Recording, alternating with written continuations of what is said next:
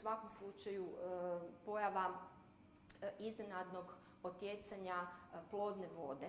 Dakle, i kad još porod nije blizu ili nije u nekakvom tijeku, dakle, ako dođe do pojave oticanja plodne vode.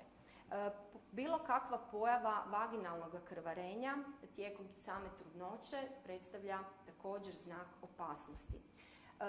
Neka akutna stanja koja prate sa povišenom tjelesnom temperaturom, zimicom, tresavicom, grčevitim bolovima u trbuhu također su za trudnicu znak za javljanje liječniku.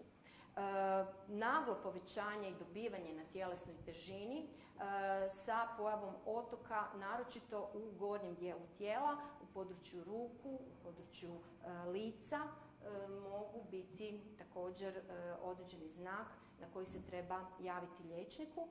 A ono što je također jako važno je praćenje micanja samoga ploda, tako da ukoliko izostane micanje djeteta, kod prvorotki, prvo micanje čeda se javlja negdje oko 20. tjedna trudnoće, a kod višerotki može biti i ranije, negdje oko 18. tjedna. Ukoliko primijetite izostanak micanja čeda nakon tog perioda, također je važno javiti se svome liječniku.